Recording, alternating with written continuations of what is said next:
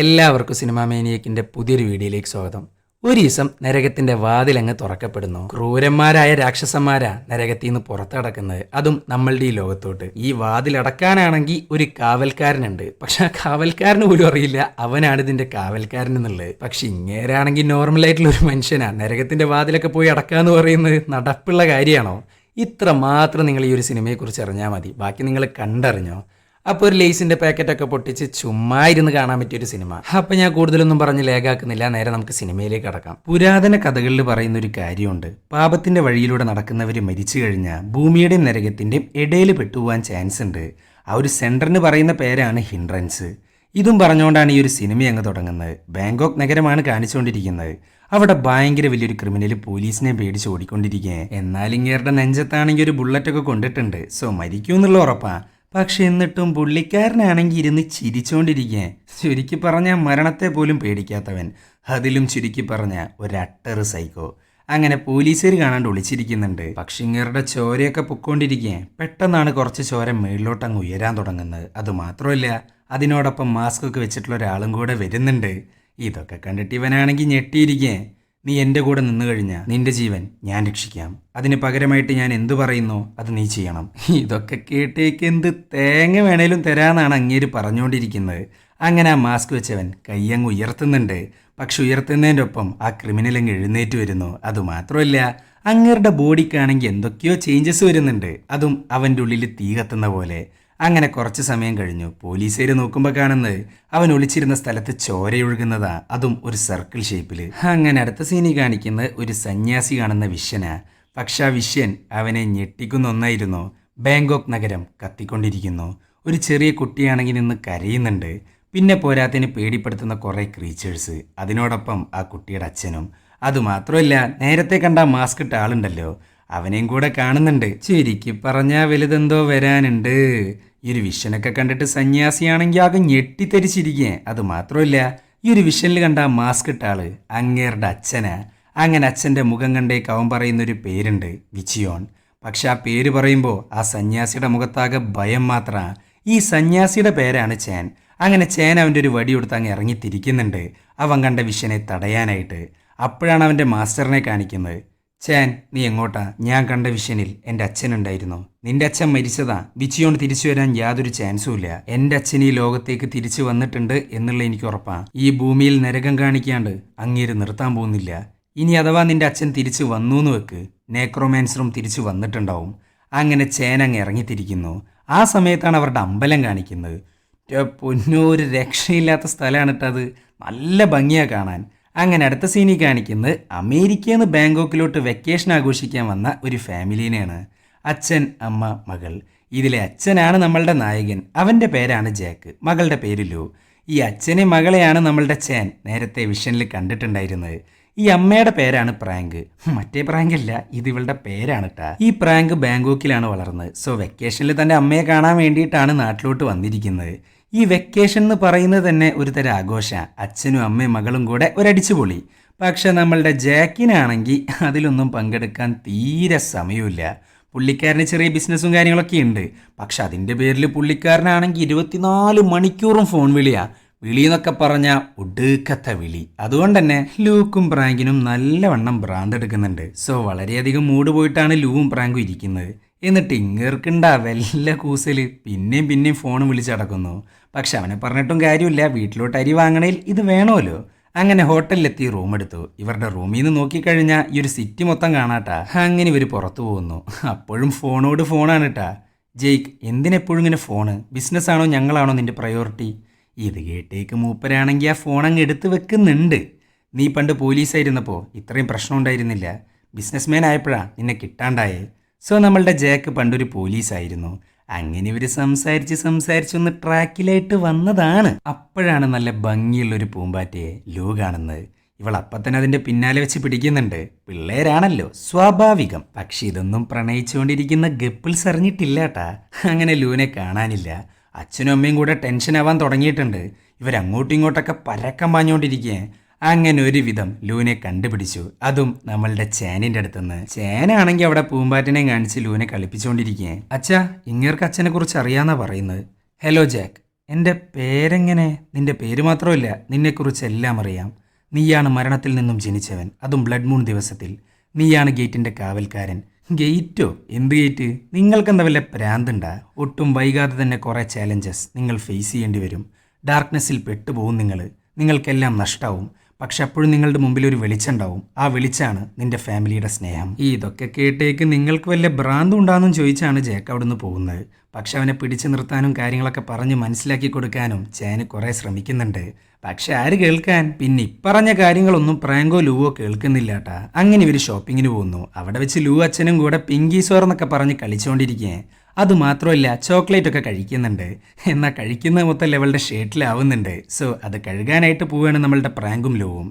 എന്നാൽ ആ ഒരു കറക്റ്റ് സമയത്താണ് ഫസ്റ്റ് സീനിൽ കണ്ട മറ്റേ ക്രിമിനൽ വലിയൊരു ഗണ്ണെടുത്ത് മുകളിലോട്ട് വരുന്ന സമയത്ത് ഇങ്ങേരാണെങ്കിൽ ലൂവുമായിട്ട് ഒരു ഐ കോണ്ടാക്ട് ഒക്കെ കൊടുക്കുന്നുണ്ട് കേട്ടാ. അങ്ങനെ ഈ ചെങ്ങായി ആണെങ്കിൽ ഗുഡ് മോർണിംഗ് എവരി വൺ എന്നും പറഞ്ഞ് പടാന്ന് പൊട്ടിച്ചുകൊണ്ടിരിക്കേ. വരുന്നവരെയും പോകുന്നവരെയും ഒക്കെ കൊല്ലുന്നുണ്ട്. ആരെയൊക്കെ ഫ്രണ്ടിൽ കാണുന്നുണ്ടോ അവരെയൊക്കെ യാതൊരു കൂസലില്ലാണ്ട് അങ്ങ് കൊന്നുകളയുന്നു. ഇതൊക്കെ കണ്ടിട്ട് ജേക്കാണെങ്കിൽ അങ്ങ് ഇറങ്ങിത്തിരിക്കുന്നുണ്ട്. എന്തൊക്കെ പറഞ്ഞാലും പുള്ളിക്കാരൻ പണ്ടൊരു പോലീസ് ആയിരുന്നല്ലോ. അങ്ങനെ പ്രാങ്കിനോടും ലൂവിനോടും ഒളിക്കാൻ പറയുന്നു. പക്ഷെ അവരാണെങ്കിൽ ജാക്കിനോട് പോവണ്ടാന്ന് കുറെ പ്രാവശ്യം പറയുന്നുണ്ട്. ജാക്ക്, ഞങ്ങൾക്ക് നിന്നെ ആവശ്യമാണിപ്പോൾ. അതേപോലെ തന്നെ ഈ സിറ്റിക്കും ഇപ്പോൾ എന്നെ ആവശ്യമാണ്. നിങ്ങൾ പൊളിക്കാൻ നോക്ക്. എന്നെ കണ്ടില്ല എന്നുണ്ടെങ്കിൽ നേരെ നമ്മളുടെ ഹോട്ടലിലോട്ട് പോകണം. അവിടെ വെയിറ്റ് ചെയ്താൽ മതി എന്നും പറഞ്ഞങ്ങ് പോകുന്നുണ്ട് നമ്മളുടെ ജാക്ക്. അങ്ങനെ പോലീസ് എത്തി. ഇതാണ് അറാട്ട് എന്ന് പറയുന്ന പോലീസുകാരൻ. ഇങ്ങേരാണെങ്കിൽ പറ്റാവുന്ന അത്രയും ആൾക്കാരെ പുറത്തേക്ക് ആക്കുന്നുണ്ട്. ഇതേ സമയം ജാക്ക് വെടിവെപ്പ് അടക്കുന്ന ഫ്ലോറിൽ എത്തിയിട്ടുണ്ട് കേട്ടാ. ആ ഒരു ഫ്ലോറിൽ ഉണ്ടായിരുന്ന ഭൂരിഭാഗം ആൾക്കാരും മരിച്ചിട്ടുണ്ട്. അങ്ങനെ ഇരിക്കുമ്പോഴാണ് ജാക്കിന് സെക്യൂരിറ്റിയുടെ ഒരു ഗണ്ണ് കിട്ടുന്നത്. ഇതേ സമയം നമ്മളുടെ ക്രിമിനൽ ആണെങ്കിൽ ഒരു പാവക്കുട്ടീനെ എടുത്ത് ഹായ് ഹൗ ആർ യു എന്നൊക്കെ പറഞ്ഞ് നെഞ്ചോട് ചേർത്തുകൊണ്ടിരിക്കുകയെ. ഓൾറെഡി ഇങ്ങേരെ ഒരു സൈക്കോ ആണ്. പക്ഷെ എപ്പോഴാണോ വിജയോൺ എന്ന ചേനിൻ്റെ അച്ഛനെ കണ്ട് അപ്പം മുതൽ ഇങ്ങേര് ഡബിൾ സൈക്കോയാ. അങ്ങനെ ജാക്ക് ഗണ്ണും പിടിച്ച് തോക്ക് താഴെയിടാൻ പറയുന്നു. എന്നാൽ ഇതൊക്കെ കേട്ടിട്ടും പുള്ളിക്കാരനാണെങ്കിൽ സ്റ്റിൽ പാവക്കുട്ടിയുമായിട്ട് സംസാരിച്ചുകൊണ്ടിരിക്കുകയെ. എൻ്റെ വാവേനെ പേടിപ്പിക്കല്ലേ എന്നൊക്കെയാണ് പറയുന്നത്. ഈ ഫ്ലോറിനകത്താണെങ്കിൽ കുറച്ച് പേര് ഒളിച്ചിരിക്കുന്നുണ്ട് കേട്ടാ. അങ്ങനെ ആ സൈക്കോ ജാക്കിൻ്റെ നേർക്ക് അങ്ങ് വെടിവെച്ചു. എന്തോ ഭാഗ്യത്തിന് രക്ഷപ്പെടുന്നുണ്ട്. എന്നാൽ ഇതൊക്കെ കണ്ടിട്ടാകെ പേടിച്ചിറച്ച് പാനിക്കാവാൻ തുടങ്ങുകയാണ് ഒരു കോളേജ് വിദ്യാർത്ഥി. സോ അവൾ ഫോൺ എടുക്കുന്നു, ആരെയോ വിളിക്കാൻ നോക്കുന്നു. അപ്പം തന്നെ പാനിക്കാവല്ലേ, ഫോണൊന്ന് താഴെ വെക്ക് എന്നൊക്കെ പറയുന്നുണ്ട് നമ്മളുടെ ജാക്ക്. പക്ഷെ ആര് കേൾക്കാൻ? സോ ആ സൈക്കോ അവളെ അങ്ങ് കൊല്ലുന്നു. അപ്പോഴാണ് അറാട്ട് കയറി വരുന്നത്. ആ ഒരു ഗ്യാപ്പ് നോക്കിയിട്ട് സൈക്കോടെ നെഞ്ചത്തോട്ടങ്ങ് പൊട്ടിക്കുന്നുണ്ട് നമ്മളുടെ ജാക്ക്. പക്ഷെ മരിക്കുന്ന സമയത്തും അങ്ങേര് പറയുന്ന ഒരു കാര്യമുണ്ട്. ബൈ ദ വേ, എന്നെ കൊല്ലുന്നതിന് താങ്ക്സ് ഉണ്ട് കേട്ടാ. കാരണം നിന്റെ കൈകൊണ്ട് ഞാൻ മരിച്ചാൽ മാത്രം ഈ ചടങ്ങ് കംപ്ലീറ്റ് ആവുള്ളൂ. എൻ്റെ മാസ്റ്റർ പറഞ്ഞിരുന്നു ഗേറ്റിൻ്റെ കാവൽക്കാരൻ ഇവിടെ ഉണ്ടാവുമെന്ന്. പക്ഷെ കാവൽക്കാരൻ എന്നൊക്കെ പറഞ്ഞപ്പോൾ അറ്റ്ലീസ്റ്റ് കുറച്ച് ഹൈറ്റേലും ഞാൻ പ്രതീക്ഷിച്ചു. ഇതെന്തോന്ന് കാവൽക്കാരൻ? നീ ഇപ്പം എന്തെന്നെ വിളിച്ച് കാവൽക്കാരെന്നോ? എന്നാൽ അതിനൊന്നും ഉത്തരം കൊടുക്കാണ്ട് അവൻ അങ്ങ് മരിക്കുന്നു. അതും അവൻ്റെ ഉള്ളിലൂടെ വലിയൊരു തീ പുറത്തേക്ക് വരാൻ ആരംഭിക്കുന്നു. പിന്നെ പറയണ്ടല്ലോ, അവിടെ ഗംഭീര എക്സ്പ്ലോഷനാണ് നടക്കുന്നത്. ചെറിയൊരു മനുഷ്യൻ്റെ ഉള്ളിൽ നിന്ന് വരുന്ന പൊട്ടിത്തെറിയാണ് കേട്ടാ ഈ കാണുന്നത്. അതുമാത്രമല്ല, ആളിക്കത്തുന്ന ആ തീയിൽ ഒരു രാക്ഷസന്റെ മുഖം പ്രത്യക്ഷപ്പെടുന്നു. അതോടൊപ്പം ആ പൊട്ടിത്തെറിയുടെ ആഘാതം സിറ്റിയുടെ ഭൂരിഭാഗം സ്ഥലത്തും ആഞ്ഞടിക്കുന്നുണ്ട്.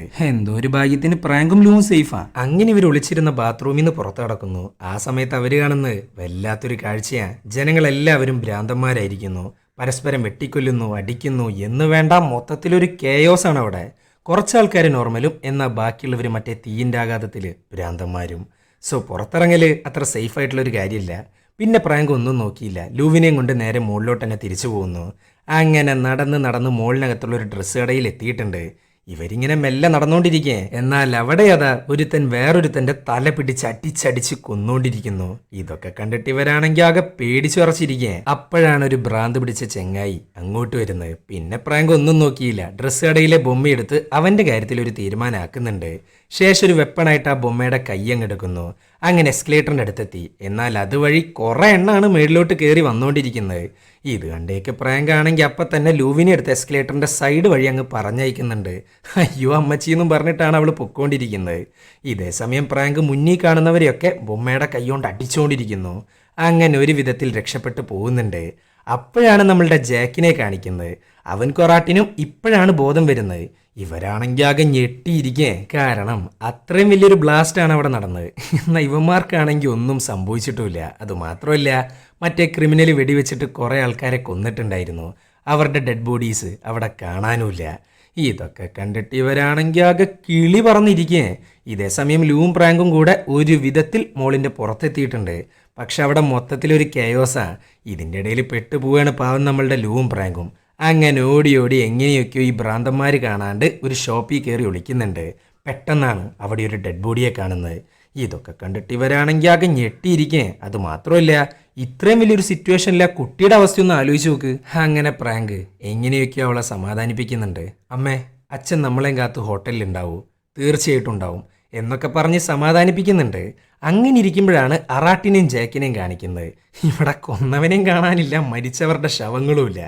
ഉണ്ടായിരുന്ന ബ്ലഡ് സ്റ്റെയിൻസ് ഒക്കെ പഴയതായിട്ടുമുണ്ട്. ഇതൊക്കെ പോരെ ഒരാൾക്ക് പാനിക്കാവാൻ. സോ നമ്മളുടെ അറാട്ടാകെ പാനിക്കാവാൻ തുടങ്ങിയിട്ടുണ്ട്. ഇങ്ങനെയുള്ള സിറ്റുവേഷനിൽ പാനിക്കായിട്ട് യാതൊരു കാര്യമില്ല. അടുത്തത് എന്താ ചെയ്യാൻ പറ്റുമെന്ന് നോക്കാം. ഇതൊക്കെ പറഞ്ഞുകൊണ്ടിരിക്കുമ്പോഴാണ് ഒരു രൂപം ഇവരെ ഇങ്ങനെ വാച്ച് ചെയ്തുകൊണ്ടിരിക്കുന്നത്. പക്ഷെ ഇവന്മാരാണെങ്കിൽ അത് കാണുന്നില്ല കേട്ടാ. അങ്ങനെ ഇരിക്കുമ്പോഴാണ് വളരെയധികം വിയേഡായിട്ടും പേടിപ്പിക്കുന്നതുമായിട്ടുള്ള ഒരു സൗണ്ട് വരുന്നത്. ഇത് കേട്ടേക്ക് ആരെങ്കിലും ഉണ്ടോയെന്നും ചോദിച്ച് അറാട്ട് അങ്ങ് പോകുന്നുണ്ട് ആ സൗണ്ട് കേട്ട ഭാഗത്തോട്ട്. പിന്നാലെ നമ്മളുടെ ജാക്കും. ഇവർ നോക്കുമ്പോണ്ട് ഒരു പെൺകുട്ടി. പക്ഷെ അവളുടെ കയ്യിൽ കത്തിയാ. അത് മാത്രമല്ല, അവളുടെ രൂപം കണ്ട ഉറപ്പായിട്ടും പേടിക്കും, ഒരുമാതിരി സോംബികളുടെ പോലെ. അങ്ങനെ അവൾ വരുന്നു, അറാട്ടിനെ അങ്ങ് കുത്തി കുത്തി കൊല്ലുന്നുണ്ട്. ഇത് കണ്ടേക്ക് ജാക്കാണെങ്കിൽ വെടിവെക്കാൻ ആരംഭിക്കുന്നു. 5-6 ബുള്ളറ്റ് അവൾക്ക് കൊണ്ടിട്ടും യാതൊരു കുഴപ്പമില്ലാട്ടാ. അവൾ പിന്നെയും വരുന്നു. ഇതൊക്കെ കണ്ടിട്ട് ജാക്കാണെങ്കിൽ ആകെ ഞെട്ടിയിരിക്കേ. അങ്ങനെ ഒരു വിധത്തിൽ അവളുടെ തലയ്ക്കടിക്കുന്നു, രക്ഷപ്പെടുന്നു. പക്ഷെ എന്നിട്ടും പുള്ളിക്കാരത്തിക്കാണെങ്കിൽ യാതൊരു പ്രശ്നവുമില്ല. അവനെ ഹണ്ട് ചെയ്യാൻ ആരംഭിക്കുന്നു. അതും ഒരുമാതിരി 8 കാലിയൊക്കെ വരുന്നത് പോലെയാണ് വരുന്നത്. ജാക്കാണേലോ ഒളിച്ചിരിക്കുന്നു. പക്ഷെ യാതൊരു കാര്യം ഉണ്ടായിരുന്നില്ല. അവൾ ഇവനെ കൊല്ലാനായിട്ടാണ് നിൽക്കുന്നത്. എന്നാൽ ഒരു വിധത്തിലാണ് അവളുടെ കയ്യിൽ നിന്ന് രക്ഷപ്പെടുന്നത്. അങ്ങനെ ജാക്ക് നേരെ പോകുന്നത് ബാത്റൂമിലോട്ടാ. അവിടെ ഒളിച്ചിരിക്കാനാണ് ജാക്ക് ലൂവിനോടും പ്രാങ്കിനോടും പറഞ്ഞിട്ടുണ്ടായിരുന്നത്. പക്ഷേ അവരവിടെ ഇല്ല. പിന്നെ ജാക്ക് ഒന്നും നോക്കിയില്ല, നേരെ ഹോട്ടലിലോട്ട് പോകാനാണ് നിൽക്കുന്നത്. ഇവനെ കണ്ടില്ല എന്നുണ്ടെങ്കിൽ ഹോട്ടലിൽ പോയിട്ട് വെയിറ്റ് ചെയ്യാൻ ഇവൻ പറഞ്ഞിട്ടുണ്ടായിരുന്നു. എന്നാൽ അപ്പോഴാണ് അവനൊരു കാര്യം ശ്രദ്ധിക്കുന്നത്. മോളിനകത്തുള്ള ബ്ലഡ് സ്റ്റെയിൻസ് മാത്രമല്ല പഴയത്, എൻ്റെ ഒരു മോൾ തന്നെ പഴയതായിട്ടുണ്ട്. ബാത്റൂമൊക്കെ ആകെ പൊടി പിടിച്ച് നാറിയിരിക്കേ. എന്നാൽ നമ്മളുടെ ലൂവും പ്രാങ്കുള്ള സമയത്ത് ബാത്റൂമിനാണെങ്കിൽ വലിയ കുഴപ്പങ്ങളൊന്നും ഉണ്ടായിരുന്നില്ല. അത് മാത്രമല്ല, ഈ മോളിൽ അത്രയും വലിയൊരു പൊട്ടിത്തെറി ഉണ്ടായിട്ടും വലിയ കുഴപ്പങ്ങളൊന്നും ഉണ്ടായിരുന്നില്ല. പക്ഷെ ജാക്ക് കാണുന്ന ഷോപ്പിംഗ് മോള് മൊത്തത്തിൽ നശിച്ചാണ് കിടക്കുന്നത്. ചുരുക്കി പറഞ്ഞ സംതിങ് ഈസ് വെരി ഫിഷി. ഇതിൻ്റെ ഇടയിൽ പ്രാങ്ക് ആണെങ്കിൽ അവളുടെ അമ്മയ്ക്ക് വിളിക്കുന്നുണ്ട്. ഈ ഒരു നഗരം മുഴുവനായിട്ടും ഭ്രാന്ത് പിടിച്ച അവസ്ഥയിലാണ് പൊക്കോണ്ടിരിക്കുന്നത്. സോ അമ്മ സേഫാണോ അല്ലേന്ന് അറിയാൻ വേണ്ടിയിട്ടാണ് വിളിച്ചു നോക്കുന്നത്. എന്നാൽ ഫോണിനകത്ത് സിഗ്നൽ ഇല്ല. അപ്പോഴാണ് കൗണ്ടറിനകത്ത് ഒരു ഫോൺ കാണുന്നത്. സോ ലൂഡോട് എങ്ങോട്ടും പോരുതെന്ന് പറയുന്നു. എന്നിട്ട് ആ ഫോൺ അങ്ങ് ചെക്ക് ചെയ്യാൻ പോകുന്നു നമ്മളുടെ പ്രാങ്ക്. പക്ഷെ അതിൻ്റെ കാര്യത്തിലും തീരുമാനമായിട്ടുണ്ട് കേട്ടാ. ചുരുക്കി പറഞ്ഞാൽ ഈ നാട്ടിൽ എവിടെയും സിഗ്നൽ എന്ന് പറയുന്ന സാധനമല്ല. അപ്പോഴാണ് ആ കടയിലോട്ട് ഒരു ഭ്രാന്തൻ അങ്ങ് കയറി വരുന്നത്. എന്നാൽ ഇങ്ങേർക്കാണേലും ശരി, ബാക്കിയുള്ള ഭ്രാന്തന്മാർക്കാണേലും ശരി, ശരീരത്തിന് വലിയ കുഴപ്പങ്ങളൊന്നുമില്ല. അവരുടെ കണ്ണിന് മാത്രമേ ചേഞ്ച് ഉള്ളൂ. എന്നാൽ ജാക്ക് കാണുന്ന പെൺകുട്ടിയുടെ രൂപം ഒരു സോംബി അവസ്ഥയിലാണ് ഇരിക്കുന്നത്. സോ ഇവിടെ 2 പേർക്കും ഡിഫറെൻ്റ് അന്തരീക്ഷങ്ങളാ. അങ്ങനെ കടയിലോട്ട് വന്നവൻ ലൂവിനെ പിടിക്കാനായിട്ട് പോകുന്നുണ്ട്. എന്നാൽ ആ ഒരു കറക്റ്റ് സമയത്ത് ഒരു ബേസ്ബോൾ ബാറ്റ് എടുക്കുന്നു, അങ്ങേരുടെ തലക്കടിക്കുന്നു, രക്ഷപ്പെടുന്നു. ഇതേ സമയം ജാക്കാണെങ്കിൽ പതുക്കെ പതുക്കെ നടന്നുകൊണ്ടിരിക്കേ. ഈ മോളിന്റെ അവസ്ഥ കണ്ടിട്ടാകെ കിളി പറന്നിട്ടാണ് മൂപ്പേരിയിരിക്കുന്നത്. എന്നാൽ അപ്പോഴാണ് മറ്റേ സോംബി അങ്ങ് വരുന്നത്. ഇവൻ പിന്നെ ഒന്നും നോക്കിയില്ല. അവിടെ ഉണ്ടായിരുന്ന വയറെടുത്തിട്ട് അങ്ങ് ചുറ്റുന്നുണ്ട് അവളുടെ ദേഹത്ത്. കൊല്ലാനല്ലേ പറ്റാത്തുള്ളൂ, ട്രാപ്പിലാക്കാലോ. സോ തൽക്കാലത്തിന് അവളുടെ കാര്യത്തിൽ ഒരു തീരുമാനമാക്കുന്നുണ്ട്. ഇതേ സമയം ലൂവും പ്രാങ്കും കൂടെ കടയിൽ നിന്ന് പുറത്ത് കിടക്കുന്നു, തൊട്ടപ്പുറത്തുള്ള ബസ് സ്റ്റാൻഡിലോട്ട് പോകുന്നു. അവിടെയാണെങ്കിൽ ഭ്രാന്തന്മാരുടെ സംസ്ഥാന സമ്മേളന. എന്നാൽ അവരൊന്നും കാണാണ്ട് മുന്നോട്ട് പോകുന്നുണ്ട് ഇവര്.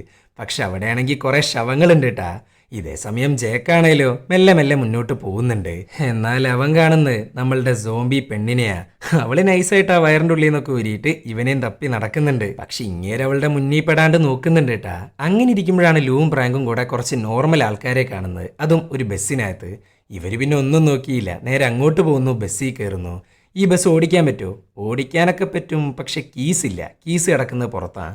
പുറത്തിറങ്ങി കീസ് എടുക്കുക എന്നൊക്കെ പറയുന്നത് കുറച്ച് ഡേഞ്ചറാണ്. പക്ഷെ എത്രയെന്ന് വെച്ചിട്ടാ ഇവരിവിടെ വെയിറ്റ് ചെയ്യുക?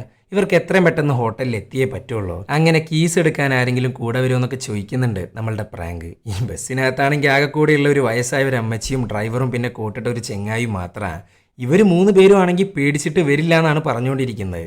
പക്ഷെ കീസ് എടുത്തല്ലേ പറ്റുള്ളൂ. സോ രണ്ടും കൽപ്പിച്ച് നമ്മളുടെ പ്രാങ്ക് അങ്ങ് പുറത്തിറങ്ങുന്നു. എന്നിട്ട് ആ കീസ് അങ്ങ് എടുക്കുന്നുണ്ട്. പക്ഷെ ബസ്സിൽ കയറുന്നതിന് മുമ്പ് ഭ്രാന്തന്മാർ അവളെ അങ്ങ് പിടിക്കുന്നു. പിടിക്കാന്ന് മാത്രമല്ല, കൊല്ലാനായിട്ട് അങ്ങ് കൊണ്ടുപോകുന്നുണ്ട്. എന്നാൽ അപ്പോഴാണ് മറ്റേ കോട്ടിട്ടവൻ അവളെ അങ്ങ് രക്ഷിക്കുന്നത്.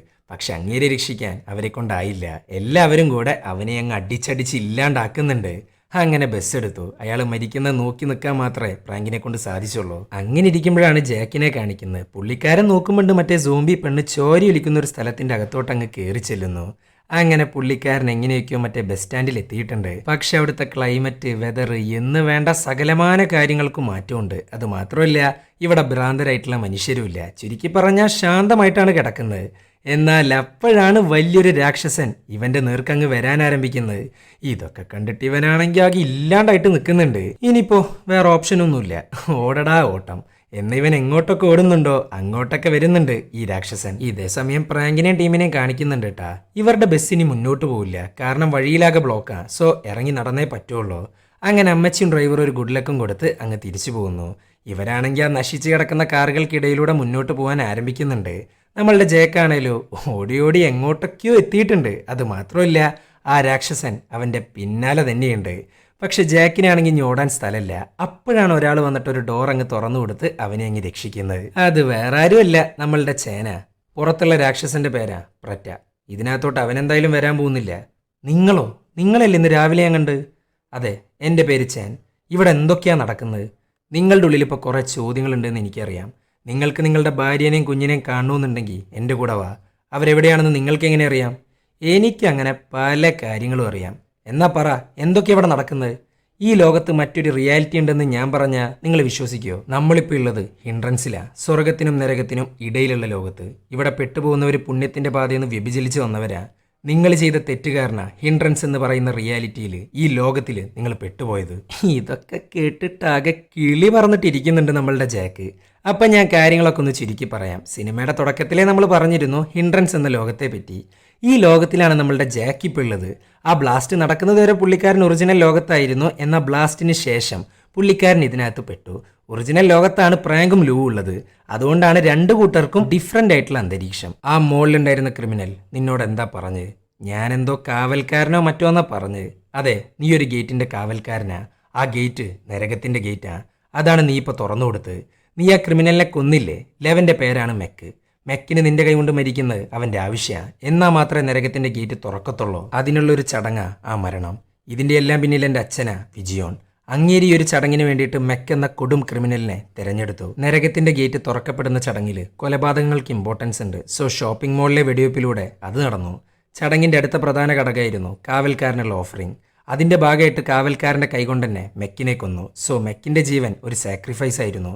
സോ റിച്വൽ കംപ്ലീറ്റ് ആയി, ഗേറ്റും തുറന്നു. ഇനി നരകത്തിലെ ഡീമൺസ് ഭൂമിയിൽ ഇറങ്ങി നടക്കാൻ തുടങ്ങും. അതും വീക്കായിട്ടുള്ള മനുഷ്യരെ ഭ്രാന്തന്മാരാക്കി മാറ്റിയെടുത്ത് അവരുടെ ആത്മാക്കളെ കളക്ട് ചെയ്യാൻ. എത്രത്തോളം ആത്മാക്കളെ കളക്ട് ചെയ്യപ്പെടുന്നുണ്ടോ അതിനനുസരിച്ച് എൻ്റെ അച്ഛൻ്റെ സ്ട്രെങ്ത്തും കൂടും. സോ അങ്ങേര് തിരിച്ചു വരും. തിരിച്ചു വന്നു കഴിഞ്ഞാൽ ഈ ലോകം തന്നെ ഒരു നരകമാക്കി മാറ്റും അങ്ങേര്. അതിനു മുമ്പ് എല്ലാം തടയണം. നരകത്തിന്റെ ഗേറ്റ് അടച്ചേ പറ്റുള്ളൂ. ഇപ്പോഴും അത് മുഴുവനായിട്ടും തുറന്നിട്ടില്ല. എപ്പോഴാണോ മുഴുവൻ സ്ട്രെങ്ത്തും അങ്ങേര് വീണ്ടെടുക്കുന്നത് അതോടുകൂടെ നരകത്തിന്റെ ഗേറ്റ് പൂർണ്ണമായും തുറക്കപ്പെടും. ഇതെല്ലാം ഇല്ലാണ്ടാക്കാൻ നിന്നെക്കൊണ്ട് മാത്രമേ സാധിക്കൂ. ആ ഷോപ്പിംഗ് മോളിൽ നീ എത്തുക എന്നുള്ളതും ഞാൻ നിന്നെ കണ്ടുപിടിക്കുക എന്നുള്ളതും ഇതുവരെ നടന്ന കാര്യങ്ങളും എല്ലാം ഡെസ്റ്റിനിയാ. ആ ഡെസ്റ്റിനിയെ കംപ്ലീറ്റ് ചെയ്തേ പറ്റുള്ളൂ. ഇതൊക്കെ കേട്ടിട്ടാകെ ഭ്രാന്ത് എടുത്തിട്ടാണ് പുള്ളിക്കാരൻ നിൽക്കുന്നത്. അത് മാത്രമല്ല, തൻ്റെ ഫാമിലി എവിടെയെന്നൊക്കെ ചോദിക്കുന്നുണ്ട്. നിന്റെ കുടുംബം ഹോട്ടലിലോട്ടാണ് പൊയ്ക്കൊണ്ടിരിക്കുന്നത്. പക്ഷെ അവിടെ ചെന്നിട്ട് യാതൊരു കാര്യമില്ല. കാരണം നീ ഇപ്പോൾ ഹിൻഡ്രൻസിലാ. അവരുടെ അടുത്തോട്ട് ഞാൻ നിന്നെ എത്തിക്കാം. പക്ഷെ എൻ്റെ അച്ഛനെ തടയാനും നരകത്തിൻ്റെ ഗേറ്റ് അടക്കാനും നീ എൻ്റെ കൂടെ നിന്നേ പറ്റുള്ളൂ. എന്ത് തേങ്ങ വേണേലും ഞാൻ ചെയ്യാം എന്നും പറഞ്ഞങ്ങ് ഇറങ്ങി തിരിക്കുന്നുണ്ട്. അച്ഛനെ തടയാനും നരകത്തിന്റെ ഗേറ്റ് അടക്കാനും. ഇതേ സമയം നമ്മളുടെ പ്രാങ്കും ലൂവും കൂടെ ഹോട്ടലിൽ എത്തിയിട്ടുണ്ട്. എന്നാൽ അവിടെയുണ്ട് കുറെ പ്രാന്തന്മാര്. പക്ഷെ അവരുടെ കാര്യത്തിലൊക്കെ ഒരു തീരുമാനമാക്കുന്നുണ്ട് കേട്ടാ. അങ്ങനെ റൂമിലെത്തി. റൂമിലത്തെ വിൻഡോ വഴി അവർ കാണുന്നത് കത്തി നശിച്ചുകൊണ്ടിരിക്കുന്ന നാടാ. ഇതേ സമയം ഹിൻഡ്രൻസ് കാണിക്കുന്നുണ്ട് കേട്ടാ. ചേനും ജാക്കും കൂടെ മുന്നോട്ട് പോകുന്നു. അപ്പോഴാണ് തൻ്റെ കഥയെക്കുറിച്ചൊക്കെ ചേൻ പറയാൻ ആരംഭിക്കുന്നത്. ചേനിന്റെ ചെറുപ്പത്തിൽ തൻ്റെ അച്ഛനായ വിജിയോൻ ഒരു കണ്ണന്തിരിവ് കാണിച്ചിട്ടുണ്ട്. ഇവരുടെ മാസ്റ്ററിന്റെ കയ്യിൽ കുറെ സ്ക്രിപ്ചേഴ്സ് ഉണ്ടായിരുന്നു. അതും ഒരു ആത്മാവിന്റെ എനർജിയെ എങ്ങനെ അബ്സോർബ് ചെയ്യാം എന്നതിനെ കുറിച്ചുള്ള ഒരു മിച്ചറല്ല സ്ക്രിപ്ചർ. പ്രോപ്പറായിട്ട് പ്രിപ്പയർ ആവാത്ത കണ്ണുകൾ അതൊരിക്കലും വായിക്കാൻ പാടില്ല. പക്ഷെ പവറിനുള്ള ആർത്തി മൂത്ത് വിജിയോൻ ആ സ്ക്രിപ്ചർ അങ്ങ് മോഷ്ടിക്കുന്നു, വായിക്കുന്നു. അതോടുകൂടെ പവർ കിട്ടി. പക്ഷെ തൻ്റെ ശരീരം നശിക്കാൻ തുടങ്ങുന്നു. പക്ഷെ അതൊന്നും ഒരു മാറ്ററേ ആയിരുന്നില്ല. ഇങ്ങേർ കിട്ടിയ പവർ കൊണ്ട് ഒരു ശരീരത്തിൽ നിന്ന് മറ്റൊരു ശരീരത്തിലോട്ട് തൻ്റെ ആത്മാവിനെ മാറ്റാൻ പറ്റും. സോ നശിച്ചിരിക്കുന്ന ശരീരത്തിൽ നിന്ന് മാറാൻ വേണ്ടിയിട്ട് അങ്ങേര് തിരഞ്ഞെടുക്കുന്ന ശരീരം സ്വന്തം മകനായ ചാനിന്റെ ശരീര. സോ ചാനിനെ പിടിക്കുന്നു, തൻ്റെ ചടങ്ങുകൾ തുടങ്ങുന്നു. ഇവന്റെ ആത്മാവ് അവനിലോട്ട് കയറിക്കഴിഞ്ഞാൽ എന്നേക്കുമായിട്ട് ചാൻ ഇല്ലാണ്ടാവും. അങ്ങനെ ഇതൊക്കെ കണ്ടുകൊണ്ട് വന്ന ചാനിന്റെ അമ്മ വിജിയോനെ അങ്ങ് തീർക്കുന്നുണ്ട്. അതുകൊണ്ട് ചാൻ രക്ഷപ്പെട്ടു. അതോടൊപ്പം ഫിസിക്കൽ ലോകത്ത് നിന്നും വിജിയോൺ വിട പറഞ്ഞു. അത് മാത്രമല്ല, ചാനിലേക്ക് പ്രവേശിക്കാൻ നോക്കിയപ്പോൾ ചാനിനും കിട്ടി അച്ഛൻ്റെ ആ ഒരു പവർ. എന്നാൽ ഇപ്പോ വിജിയോൺ പിന്നെയും തിരിച്ചു വന്നിരിക്കുകയാണ്. അങ്ങനെ ഇതൊക്കെ പറഞ്ഞുകൊണ്ട് പോകുമ്പോഴാണ് ഹെൽപ്പ് എന്നും പറഞ്ഞ് ഒരു പെൺകുട്ടിയുടെ അലർച്ച. ഇത് കേട്ടേക്ക് ജേക്കാണെങ്കിൽ നേരെ അങ്ങോട്ട് പോകുന്നുണ്ട്. എന്നാൽ അവിടെയാണെങ്കിൽ കുറെ യമണ്ടൻ ക്രീച്ചേഴ്സ് ഒരു പെൺകുട്ടിയെ കൊല്ലാൻ നിൽക്കുന്നു. പിന്നെ നമ്മളുടെ ജാക്ക് വെറുതെ ഇരിക്കുമോ? അവളെ രക്ഷിക്കാനായിട്ട് അങ്ങ് ഇറങ്ങി തിരിക്കുന്നുണ്ട്. അങ്ങനെ അവിടെയുള്ള ക്രീച്ചേഴ്സിനൊക്കെ ജാക്ക് ഇല്ലാണ്ടാക്കുന്നു. അപ്പോഴാണ് ആ പെൺകുട്ടീനെ ശരിക്കും അവൻ കാണുന്നത്. അത് വേറെ ആരുമല്ല, മറ്റേ ഷോപ്പിംഗ് മോളിൽ വെച്ചൊരു കോളേജ് വിദ്യാർത്ഥിയെ മെക്ക് കൊന്നിട്ടുണ്ടായിരുന്നില്ലേ, ലെവളാണ് ഈ നിൽക്കുന്നത്. ഇതൊക്കെ കണ്ടിട്ട് ജേക്കാണെങ്കിൽ ആകെ ഞെട്ടിയിരിക്കേ. മോളിൽ വെച്ചിട്ട് തന്നെ ഇവള് മരിച്ചിട്ടുണ്ടായിരുന്നു. എന്നാൽ മെക്ക അവളെ വെടിവെച്ചതും അവൾ മരിച്ചതും ഷോപ്പിംഗ് മോളിൽ ഉണ്ടായിരുന്നതും എന്ന് വേണ്ട സകലമാന കാര്യങ്ങളും അവൾ മറന്നിട്ടുണ്ട്. ജാക്ക് ഇതിനെക്കുറിച്ച് ചോദിക്കുമ്പോഴാണ് അവൾക്ക് മെല്ലെ മെല്ലെ ഓർമ്മ വരുന്നത് തന്നെ. മോളിൽ ഷൂട്ടിംഗ് നടക്കുന്ന സമയത്ത് ഞാൻ എൻ്റെ എക്സ് ബോയ് ഫ്രണ്ടിനെയാണ് വിളിക്കാൻ ശ്രമിച്ചിരുന്നത്. അവനെ ചതിച്ച് അവൻ്റെ ഫ്രണ്ടിൻ്റെ ഒപ്പം പോയവളാ ഞാൻ എന്നും പറഞ്ഞ് കുറ്റബോധത്തിലിരുന്ന് കരഞ്ഞുകൊണ്ടിരിക്കുമ്പോഴാണ് അങ്ങോട്ട് നമ്മളുടെ പ്രാറ്റ് വരുന്നത്. ജാക്ക് പിന്നെ ഒന്നും നോക്കിയില്ല, അവളെ കൊണ്ട് ഓടാൻ ശ്രമിക്കുന്നുണ്ട്. പക്ഷെ പ്രാറ്റ് ഉണ്ടാ വിട്ടുകൊടുക്കുക. ആ രാക്ഷസൻ ആ പെൺകുട്ടീനെ അങ്ങ് പിടിക്കുന്നു, ഭക്ഷിക്കാൻ ആരംഭിക്കുന്നു. ഇതൊക്കെ കണ്ടിട്ട് ജേക്കാണെങ്കിൽ ആകെ ഭ്രാന്തെടുത്ത് നിൽക്കുന്നുണ്ട്. അങ്ങനെ പ്രാറ്റ് തിരിച്ചുപോയി. രാത്രിയായി. ജേക്കാണെങ്കിൽ വൻ ഷോക്കില. ചാൻ എൻ്റെ കൺമുന്നിൽ വെച്ച ആ പെൺകുട്ടി വെടിയേറ്റ് മരിച്ച്. പിന്നെ അവളെങ്ങനെ ഇവിടെ വന്നു? അപ്പോഴാണ് കുറച്ച് മാരക സത്യങ്ങളെക്കുറിച്ച് നമ്മളുടെ ചാൻ അങ്ങ് പറയാൻ തുടങ്ങുന്നത്. ഹിൻഡ്രൻസിൽ ഒരാൾ പ്രവേശിക്കുന്നുണ്ടെങ്കിൽ അത് അയാളുടെ മരണശേഷം മാത്രമാണ്. അവർ ചെയ്ത തെറ്റുകാരനാ ഹിൻഡ്രൻസിൽ പെട്ടുപോകുന്നത്. ഇത്തരം ആത്മാക്കളാ പ്രാറ്റ് പോലുള്ള രാക്ഷസന്മാരുടെ ഭക്ഷണം. ഇത് കേട്ടേക്ക് ജേക്കാണെങ്കിൽ ദേഷ്യം വന്നാകെ പണ്ടാറടങ്ങി നിൽക്കുന്നുണ്ട്. കാരണം ഒരു മനുഷ്യൻ ഇങ്ങോട്ട് വരണമെന്നുണ്ടെങ്കിൽ മരിക്കണം. അതിനർത്ഥം ജേക്ക് മറാട്ടൊക്കെ ബ്ലാസ്റ്റിൽ പെട്ട് മരിച്ചു എന്നാ. ഇനി ഞാൻ എങ്ങനെയാണോ എൻ്റെ ഫാമിലിയെ രക്ഷിക്കുക? അല്ല, ആ കുട്ടി മരിക്കുന്നതിന് മുമ്പ് അവളുടെ ബോയ് ഫ്രണ്ടിനെ ചതിച്ച കാര്യം പറഞ്ഞിരുന്നു. അത് കാരണം അവൾ ഇങ്ങോട്ട് വന്നത്. അങ്ങനെയാണെങ്കിൽ ഞാൻ ചെയ്ത തെറ്റെന്താ? നിന്റെ ഫാമിലിക്ക് ആവശ്യമായ സമയത്തൊന്നും നീ ഉണ്ടായിട്ടില്ല. നിനക്ക് നിന്റെ തിരക്കുകളും ബിസിനസ്സും ആയിരുന്നു ഇമ്പോർട്ടൻറ്റ്. ആ ഒരൊറ്റ കാരണം കൊണ്ടാണ് നീ ഇങ്ങോട്ട് വന്നത്. പിന്നെ മറ്റൊരു കാര്യം, നീ വിചാരിക്കുന്ന പോലെ ഞാൻ മരിച്ചിട്ടില്ലാട്ടാ. സ്ക്രിപ്ചറിൻ്റെ പവർ കൊണ്ട് 2 ലോകത്തിലൂടെയും എനിക്ക് സഞ്ചരിക്കാൻ പറ്റും. നിന്റെ ഫാമിലിയെ നമുക്ക് രക്ഷിക്കാം. അതിന് നമുക്ക് ആവശ്യം ഒരു ഡെഡ് ബോഡിയും പിന്നെ ഫിസിക്കൽ ലോകത്തിലോട്ട് കടക്കാനുള്ള ഒരു പോർട്ടലുമാണ്. Physical ലോകത്തുണ്ട് mech. അവൻ എത്രയും വേഗം നമുക്ക് കണ്ടുപിടിച്ചേ പറ്റുള്ളൂ എന്നും പറഞ്ഞങ്ങ് ഇറങ്ങി തിരിക്കുന്നുണ്ട്. ഇതേ സമയം ഹോട്ടൽ റൂം കാണിക്കുന്നുണ്ട് കേട്ടാ. അങ്ങോട്ടത് ആരോ വന്നിട്ട് വാതിൽ മുട്ടുന്നു. പ്രാങ്ക് ആണെങ്കിൽ പേടിച്ചാണ് വാതിലങ്ങ് തുറന്നു കൊടുക്കുന്നത്. നോക്കുമ്പോൾ അത് നമ്മളുടെ ജേക്കാ. ഹിൻഡ്രൻസിലാണ് യഥാർത്ഥ ജേക്ക്. അപ്പം പിന്നെ ദിദാരാ? അതിനെക്കുറിച്ചൊക്കെ നമുക്ക് വഴിയേ പറയാം. ഇതേ സമയം ചാനും ജാക്കും കൂടെ പോർട്ടലിനടുത്ത് എത്തിയിട്ടുണ്ട്. ഈ പോർട്ടലിരിക്കുന്നത് ഒരു തിയേറ്ററിനകത്താണ്. പക്ഷെ അങ്ങോട്ടങ്ങനെ ചുമ്മാ കയറി ചെല്ലാനൊന്നും പറ്റില്ല. കുറേ നേരമായിട്ട് ഇവർ പോലും അറിയാണ്ട് ഇവരെ ഹണ്ട് ചെയ്തുകൊണ്ടിരിക്കുന്ന ഒരു പറക്കുന്ന രാക്ഷസനുണ്ട്. ഈ രാക്ഷസന്മാരുടെ സംസ്ഥാന സമ്മേളനമാണ് ഈ തിയേറ്ററിനകത്ത്. ഇവർക്കാണെങ്കിൽ സഡൻ മൂവ് ഒന്നും കണ്ണെടുത്താൽ കണ്ടുകൂടാ. അതുകൊണ്ട് തന്നെ വളരെയധികം കാമായിട്ട് പെരുമാറിയില്ല എന്നുണ്ടെങ്കിൽ പണി കിട്ടും. അങ്ങനെ ഈ രാക്ഷസന്മാർ ഇവരുടെ നേർക്കങ്ങ് വരുന്നുണ്ട്. അപ്പം തന്നെ ചേന അവൻ്റെ വടിയെടുക്കുന്നു, ഫൈറ്റ് ചെയ്യാൻ ആരംഭിക്കുന്നു. അങ്ങനെ ഒരു വിധത്തിലാണ് അവരുടെ കയ്യിൽ നിന്ന് രക്ഷപ്പെട്ടിട്ട് മുന്നോട്ട് പോകുന്നത്. പക്ഷെ ആ രാക്ഷസന്മാരാണെങ്കിൽ പിന്നാലെ തന്നെയുണ്ട്. അങ്ങനെ പോർട്ടലിനടുത്തെത്തി. എന്നാൽ ചെകുത്താൻ്റെയും കടലിൽ നടുവിൽപ്പെട്ട അവസ്ഥയാണ്. കാരണം അവിടെ വേറെ കുറേ ക്രീച്ചേഴ്സ് ഉണ്ട്. അതൊക്കെ കൂടി ഇവരുടെ നേർക്കങ്ങ് വരുന്നുണ്ട്. പിന്നെ ചേന ഒന്നും നോക്കിയില്ല, അവൻ്റെ വടിയെടുക്കുന്നു, നിലത്തങ്ങ് കുത്തുന്നു. അതോടുകൂടെ പോർട്ടൽ ഓപ്പൺ ആയിട്ട് അവർ നേരെ ഫിസിക്കൽ വേൾഡിലോട്ട് എത്തിയിട്ടുണ്ട്. എന്നാൽ അപ്പം മുതൽ കുറച്ച് മാറ്റങ്ങൾ. അതിലൊന്നാണ് ജാക്കിൻ്റെ ഡ്രസ്സ്. അവൻ ഇട്ടിരിക്കുന്ന ഡ്രസ്സ് മാറിയിട്ട് ഒരു പോലീസിൻ്റെ ഡ്രസ്സായിട്ടുണ്ട്. അതുമാത്രമല്ല, അവൻ അറിയാണ്ടൊന്ന് മിററിൽ നോക്കുന്നുണ്ട്. ആ സമയത്ത് അവൻ കാണുന്നത് മറ്റൊരു രൂപ. ആ രൂപത്തിനാണെങ്കിൽ നെഞ്ചത്തൊരു വെടിയൊക്കെ കൊണ്ടിട്ടുണ്ട്. ഇതൊക്കെ കണ്ടിട്ട് ഇവനാണെങ്കിൽ ആകെ ഞെട്ടിയിരിക്കേ. അപ്പോഴാണ് ചാന് കാര്യങ്ങളൊക്കെ അങ്ങ് പറഞ്ഞ് മനസ്സിലാക്കി കൊടുക്കുന്നത്. സംഭവം വേറൊന്നുമില്ല, ഇവനോട് മുമ്പേ പറഞ്ഞിട്ടുണ്ടായിരുന്നു ഇവൻ മരിച്ചു എന്നുള്ളത്. ഒരു സ്പിരിറ്റിന് എന്തായാലും ഫിസിക്കൽ വേൾഡിൽ ചുമ്മാ നടക്കാനൊന്നും പറ്റില്ല. അതിനവൻക്കൊരു ശരീരം വേണം. സോ ഫിസിക്കൽ വേൾഡിൽ തിയേറ്ററിനകത്ത് മരിച്ചു കിടക്കുന്ന ഒരു ഡെഡ് ബോഡിയിലോട്ട് ഇവൻ്റെ ആത്മാവിനെ ആക്കിയിരിക്കുകയാണ് നമ്മളുടെ ചാന്. ഈ ലോകത്തിലുള്ളവർ ഇവനെ കാണുമ്പോൾ ദേ ഈ മിററിൽ കാണുന്ന മനുഷ്യനായിരിക്കും. രൂപം മാത്രമല്ല, ശബ്ദവും മാറിയിട്ടുണ്ടാവൂട്ടാ. സോ ഇവനെ കാണുന്നവർക്ക് ഇവൻ മറ്റൊരാളാ, ജേക്കല്ല. ഇതേ സമയം ഹോട്ടൽ റൂം കാണിക്കുന്നുണ്ട് കേട്ടാ. അവിടുത്തെ ജാക്കിൻ്റെ പെരുമാറ്റത്തിലാണെങ്കിൽ എന്തൊക്കെയോ ഒരു പന്തികേടുണ്ട്. കാരണം ജാക്കിന്റെ ആത്മാവ് മറ്റൊരു ശരീരത്തിലോട്ട് പ്രവേശിച്ച പോലെ ഇവിടെ മെക്കിന്റെ ആത്മാവ് ജാക്കിന്റെ ബോഡിയിലോട്ടാണ് പ്രവേശിച്ചിരിക്കുന്നത്. ചുരുക്കി പറഞ്ഞാൽ ലവന്മാര് ചെയ്ത അതേ പ്രോസസ്സ്. ഇതൊന്നും അറിയാണ്ട് ജാക്കാണെന്നും കരുതിയാണ് ഇവരിവനോട് സംസാരിച്ചുകൊണ്ടിരിക്കുന്നത്. മെക്കാണെങ്കിൽ എത്രയും പെട്ടെന്ന് ഇവിടുന്ന് പോണോന്നൊക്കെ പറയുന്നുണ്ട്. ഇതേ സമയം ജാക്കും ചാനും കൂടെ മുന്നോട്ട് പൊക്കോണ്ടിരിക്കെ അപ്പോഴാണ് ചാന് ഒരു പ്രത്യേക ഗണ്ണും ഒരു കത്തിയും കൊടുക്കുന്നത്. ഈ ഗണ്ണാണെങ്കിൽ ഒരു ഏൻഷ്യൻ ഗണ്ണ, അതും ഒരു സ്പെഷ്യൽ മെറ്റൽ കൊണ്ട് നിർമ്മിച്ച്. അതുകൊണ്ട് വെടിവെച്ച് കഴിഞ്ഞാൽ മെക്ക് ആരുടെ ശരീരത്തിലാണോ ഉള്ളത് അതും വിട്ട് മെക്കിന്റെ ആത്മാവ് നേരെ ഹിൻഡ്രൻസിലോട്ട് പോകും. പക്ഷേ ഈ കത്തി ഗണ്ണിനേക്കാൾ യമണ്ടൻ സാധന 9 സ്പെഷ്യൽ മെറ്റൽ ഒരുമിച്ച് ചേർത്ത് ഉണ്ടാക്കിയ കത്തിയാണ് ഇത്. അതും ബ്ലാക്ക് മാജിക് വരെ തടയാൻ ശേഷിയുള്ള കത്തി. അങ്ങനെ ഇതും കൊണ്ട് അവർ നേരെ പോകുന്നത് ഹോട്ടലിനടുത്തോട്ടാ. അപ്പോഴാണ് ജാക്ക് മനസ്സിലാക്കുന്നത് മെക്ക് തൻ്റെ കുടുംബത്തിൻ്റെ അടുത്താന്നുള്ളത്. ഇത്രയും നേരം ചാന് അത് മറച്ചു വെച്ചിരിക്കുകയായിരുന്നു. ഇവന് മുമ്പേ അറിയാം എന്തൊക്കെയാണ് നടക്കാൻ പോകുന്നതെന്നുള്ളത്. അതുകൊണ്ടാണ് എല്ലാ സ്ഥലത്തോട്ടും ചാന് നമ്മളുടെ ജാക്കിനെയും കൊണ്ട് എത്തുന്നത്. അങ്ങനെ ജാക്കും ചാനും കൂടെ ഹോട്ടലിൽ കയറുന്നുണ്ട്. ഇതേ സമയം റൂമിനകത്താണെങ്കിൽ ഒരു ഫോൺ കോൾ വരുന്നുണ്ട് കേട്ടാ. ഇത്രയും നേരം സിഗ്നൽ ഇല്ലാണ്ട് ചത്ത് കിടക്കുകയായിരുന്നു ഈ ഒരു എൻറ്റയർ സിറ്റി. പക്ഷെ ഇപ്പം ഇതാ ഒരു ഫോൺ കോള്. പക്ഷെ ആ കോള് വന്നിരിക്കുന്നത് മെക്കിനാ. അവൻ ഫോൺ എടുക്കുന്നു, എന്നിട്ട് എന്തൊക്കെയോ എഴുതിയെടുക്കുന്നു. അങ്ങനെ ചാനും ജാക്കും കൂടെ റൂമിലെത്തി. എന്നാൽ അവിടെയാണെങ്കിൽ ലൂവിൻ്റെയും പ്രാങ്കിൻ്റെയും മെക്കിൻ്റെയും ഒന്നും യാതൊരു അഡ്രസ്സും ഇല്ല. ആകെക്കൂടെ കിട്ടുന്ന നേരത്തെ മെക്ക് എഴുതിയെടുത്ത പേപ്പറാ. മെക്ക് എന്തിനാ എൻ്റെ ഫാമിലിയുടെ പിന്നാലെ പോകുന്നത് എന്നൊക്കെ ചോദിക്കുന്നുണ്ട് നമ്മളുടെ ജാക്ക്. എന്നാൽ ഇതിനൊരു പ്രോപ്പറായിട്ടുള്ളൊരു ഉത്തരം ചാൻ കൊടുക്കുന്നില്ല. അപ്പോഴാണ് അടിയിൽ ലൂവിന്റെ സൗണ്ട് അങ്ങ് കേൾക്കുന്നത്. ഇത് കേട്ടേക്ക് ജാക്കാണെങ്കിൽ നേരെ അങ്ങോട്ട് ഓടുന്നുണ്ട്. അങ്ങനെ പ്രാങ്കിനെ ലൂവിനെയും കണ്ടെത്തി. എന്നാൽ ഇവർ കാണുന്ന ജാക്കിന്റെ രൂപം ദിതാ. സോ ഇവനിനി എന്ത് കാണിച്ചാലും അവരത് വിശ്വസിക്കാൻ പോകുന്നില്ല. അപ്പോഴാണ് മെക്ക് വരുന്നത്. മെക്കിന്റെ രൂപം ജാക്കിന്റെ ആണല്ലോ, അതുകൊണ്ട് തന്നെ പുള്ളിക്കാരൻ അവിടെ ഓസ്കാർ പെർഫോമൻസാ. അങ്ങനെ ഇവര് തമ്മിൽ ഫൈറ്റ് തുടങ്ങി. അങ്ങനെ അടിച്ചടിച്ച് പൂളിലെത്തുന്നുണ്ട്. അത് മാത്രമല്ല ജാക്കിന്റെ കയ്യിൽ നിന്ന് ഗണ്ണും പോകുന്നു. ഇത് കണ്ടേക്ക് ഗണ്ണെടുത്ത് അങ്ങ് നിൽക്കുകയാണ് പ്രാങ്ക്. പ്രാങ്കിന്റെ വിചാരം മെക്കാണ് ജാക്ക് എന്നാ. സോ മെക്കിനെ രക്ഷിക്കാനല്ലേ പ്രാങ്ക് നോക്കുകയുള്ളൂ. പക്ഷെ നമ്മളുടെ ലൂവിനാണെങ്കിൽ യഥാർത്ഥ ജാക്കിന്റെ പെരുമാറ്റം കണ്ടിട്ട് എന്തൊക്കെയോ ഡൗട്ട് അടിക്കുന്നുണ്ട്. അപ്പോഴാണ് നേരത്തെ ഷോപ്പിംഗ് മോളിൽ വെച്ച് കാണിച്ച പിങ്കി സ്വയർ അച്ഛൻ അങ്ങ് കാണിച്ചു കൊടുക്കുന്നത്. അതോടുകൂടെ ലൂവിന് മനസ്സിലായി. അങ്ങനെ ജാക്ക് അവന്റെ മറ്റേ കത്തി എടുക്കുന്നുണ്ട്. ഇത് കണ്ടേക്ക് പ്രാങ്ക് ആണെങ്കിൽ അങ്ങ് പൊട്ടിക്കുന്നുണ്ട്. സോ ജാക്ക് തിരിച്ച് ഹിൻഡ്രൻസിലോട്ട് തന്നെ എത്തിയിട്ടുണ്ട്. അങ്ങനെ ഇരിക്കുമ്പോഴാണ് പറക്കുന്ന രാക്ഷസം വന്നിട്ട് അവനെ അങ്ങ് കൊല്ലാൻ നോക്കുന്നത്. ഇവിടെ മെക്കാണെങ്കിൽ വൻ അഭിനയാണ് ട്ടാ. അപ്പോഴാണ് മറ്റേ ചുവരിനകത്ത് ചോര അങ്ങ് ഒഴുകാൻ തുടങ്ങുന്നത്. സംഭവം വേറൊന്നുമില്ല, ഒരു സ്ഥലത്തുനിന്ന് മറ്റൊരു സ്ഥലത്തോട്ട് പോകാനുള്ള പോർട്ടലാ. ഇതേ സമയം ജാക്കിനെ കാണിക്കുന്നുണ്ട് കേട്ടാ. നമ്മളുടെ ചേനവനെ എങ്ങനെയൊക്കെയോ രാക്ഷസന്റെ കയ്യിൽ നിന്ന് രക്ഷിച്ചിട്ടുണ്ട്. ജാക്ക്, നമുക്ക് സമയമായി. അവൻ പോയിരിക്കുന്നത് ഈ ലൊക്കേഷനിലോട്ടാ. ഇതൊരു ഏൻഷ്യൻ ലൊക്കേഷനാ എന്നും പറഞ്ഞ് മറ്റേ പേപ്പറാണ് കാണിച്ചു കൊടുക്കുന്നത്. സോ മെക്കിനെ ഫോണിലൂടെ ലൊക്കേഷൻ വിളിച്ചറിയിച്ച് ഉറപ്പായിട്ടും വിജയോണായിരിക്കും. അങ്ങനെ അങ്ങോട്ട് പോകാൻ നിൽക്കുമ്പോഴാണ് നമ്മളുടെ ജാക്ക് ഒരു ചോദ്യം അങ്ങ് ചോദിക്കുന്നത്. എന്തിനാ എന്നെ കാവൽക്കാരനായിട്ട് തെരഞ്ഞെടുത്ത്? നീ ജനിക്കുമ്പോൾ നിന്റെ അമ്മ മരിച്ചു, അതും ഒരു ബ്ലഡ് മൂൺ ദിവസത്തിൽ. ഒരു മരണത്തീന്നാ നിന്റെ ജനനം. അവരൊറ്റ കാരണം കൊണ്ടാ നീ ഒരു കാവൽക്കാരനായിട്ട് മാറിയത് എന്നും പറഞ്ഞ് നേരെ ലൊക്കേഷനിലോട്ട് പോകുന്നുണ്ട്. അവിടെയുണ്ട് നരകത്തിന്റെ വാതില്.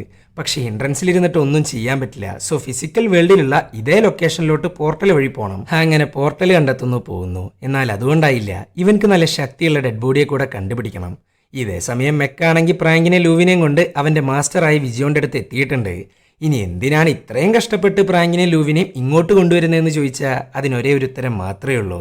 നരകത്തിന്റെ വാതിൽ പൂർണ്ണമായിട്ടും തുറക്കണമെങ്കിൽ കാവൽക്കാരൻ മാത്രം പോരാ. കാവൽക്കാരന്റെ ചോരയിൽ പിറന്ന ഒരു കുഞ്ഞും കൂടെ വേണം. സോ ലൂവിനെയും കൊന്ന് നരകത്തിന്റെ വാതിൽ പൂർണ്ണമായിട്ടും തുറക്കാനാ വിജയോന്റെ പ്ലാൻ. അങ്ങനെ വിജയോൻ ലൂവിനെയും കൊന്നിട്ട് റിച്വൽ കംപ്ലീറ്റ് ചെയ്യാനിരിക്കുക. അപ്പോഴാണ് ഒരു യമണ്ടൻ ഫൈറ്ററിന്റെ ബോഡിയിലോട്ട് കയറിയിട്ട് ജാക്ക് അങ്ങ് വരുന്നത്. അതും മറ്റേ കത്തി കൊണ്ട്. പിന്നെ അവിടെ ഗംഭീര ഫൈറ്റാ. വിജയോന്റെ ആൾക്കാരെയൊക്കെ അടിച്ചടിച്ച് ഇഞ്ച പരിവാക്കുന്നുണ്ട്. അത് മാത്രമല്ല കത്തി കൊണ്ട് എല്ലാത്തിനെയും ഹിൻഡ്രൻസിലോട്ട് പറഞ്ഞേക്കുന്നു. അപ്പോഴാണ് മെക്ക് വരുന്നത്. പക്ഷെ മെക്കുമായിട്ട് പിടിച്ച് നിൽക്കുക എന്ന് പറയുന്നത് കുറച്ച് പാടാ. ഇതിൻ്റെ ഇടയിൽ വിജയോണാണേലോ ലൂവിനെ കൊല്ലാൻ നിൽക്കുന്നു. ആ ഒരു കറക്റ്റ് സമയത്താണ് മറ്റേ ഗണ്ണെടുത്ത് പ്രാങ്ക് അങ്ങ് ഷൂട്ട് ചെയ്യുന്നത്. അതോടുകൂടെ റിച്വൽ സ്റ്റോപ്പ് ആയിട്ടുണ്ട്. എന്നാൽ മെക്കാണെങ്കിൽ ജാക്കിനിട്ട് അടിച്ചുകൊണ്ടിരിക്കുക. അപ്പോഴാണ് പ്രാങ്ക് ആ ഗണ്ണങ്ങ് എറിഞ്ഞു കൊടുക്കുന്നത്. പിന്നെ പറയണ്ടല്ലോ, ഒരൊറ്റ പൊട്ടിക്കല്. സോ ലെവന്റെ കാര്യത്തിലും തീരുമാനമായി. അങ്ങനെ മെക്ക് നേരെ ഹിൻഡ്രൻസിലോട്ട് എത്തി, അതും പ്രേറ്റയുടെ മുന്നിലോട്ട്. അങ്ങനെ പ്രേറ്റ് അവനെ 2 കഷ്ണങ്ങളാക്കുന്നുണ്ട്. ഇനി ആകെ കൂടെ ബാക്കിയുള്ള വിജയോൺ മാത്രമാണ്. പക്ഷെ റിച്വൽ സ്റ്റോപ്പ് ആയതുകൊണ്ട് അവനെ വീഴ്ത്താനായിട്ട് അധികം നേരമൊന്നും വേണ്ടി വന്നില്ല. അങ്ങനെ കുത്തേറ്റ് കിടക്കുന്ന സമയത്താണ് ലെവൻ ഒരു കാര്യം പറയുന്നത്. ചേൻ, ഇവനോട് നീ സത്യങ്ങളൊന്നും തുറന്ന് പറഞ്ഞിട്ടില്ല അല്ലേ? എടാ ജാക്കേ, നരകത്തിന്റെ വാതിൽ അടക്കണമെന്നുണ്ടെങ്കിൽ കാവൽക്കാരനായി നീ നരകത്തിന്റെ അകത്തോട്ട് പോയേ പറ്റുള്ളൂ. അല്ലാണ്ട് ഒരിക്കലും ഈ ലോകത്തെ നിനക്ക് രക്ഷിക്കാനാവില്ല എന്നും പറഞ്ഞ് അങ്ങേര് പടായി. എന്തായാലും ഇതൊക്കെ കേട്ടിട്ട് ജാക്കാണെങ്കിൽ ആകെ കയ്യിന്ന് പോയിട്ടാണ് ഇരിക്കുന്നത്. ജാക്ക് വേറെന്തേലും മാർഗം ഉണ്ടാവുമെന്ന് ഞാൻ വിചാരിച്ചു. I am sorry. അങ്ങനെ ജാക്ക് പ്രാങ്കിനോടും ലൂവിനോടും യാത്ര പറയുന്നു. അവരാണെങ്കിൽ പൂവല്ലേ പൂവല്ലേ പറഞ്ഞിട്ടാണ് നിൽക്കുന്നത്. പക്ഷേ ഈ ലോകത്തെ രക്ഷിക്കണമെങ്കിൽ, തൻ്റെ മകള് രക്ഷപ്പെടണമെങ്കിൽ താൻ പോയേ പറ്റുള്ളൂ. തൻ്റെ ഫാമിലി കഴിഞ്ഞിട്ടേ ജാക്കിന് എന്തും ഉള്ളൂ. സോ അതിനു വേണ്ടിയിട്ട് സ്വന്തം ലൈഫ് ഇല്ലാണ്ടാക്കാനടക്കം അവന് മടിയില്ല. ഞാൻ തിരിച്ചു വരുമെന്നൊരു വാക്കും കൊടുത്ത് അങ്ങ് ഇറങ്ങി തിരിക്കുന്നുണ്ട് നരകത്തിലോട്ട്. അങ്ങനെ അകത്ത് കയറി കത്തി ജ്വലിക്കുന്ന തീയ നരകത്തിൽ. അങ്ങനെ ജാക്ക് പൂർണ്ണമായിട്ടും നശിച്ചു. അതോടൊപ്പം നരകത്തിൻ്റെ വാതിൽ അടയുകയും ചെയ്തു. സോ ലോകം രക്ഷപ്പെട്ടു. അങ്ങനെ കുറേ വർഷങ്ങൾ കഴിഞ്ഞു. അപ്പോഴാണ് നമ്മളുടെ ലൂ തൻ്റെ അച്ഛനെ രക്ഷിക്കാനായിട്ട് സകലമാന സ്ക്രിപ്ചറും പഠിച്ച് നരകത്തിൻ്റെ വാതിൽ പിന്നെയും തുറക്കുന്നത്. ഈ ഒരു പോയിന്റ് വെച്ചിട്ടാണ് ഈ ഒരു സിനിമ എൻഡ് ചെയ്യുന്നത്. അപ്പോൾ വീഡിയോ ഇഷ്ടപ്പെട്ടാൽ ലൈക്ക് ചെയ്യുക. കൂടുതൽ വീഡിയോകൾക്കായി ചാനൽ സബ്സ്ക്രൈബ് ചെയ്യുക. അപ്പോൾ ഓക്കെ ബൈ.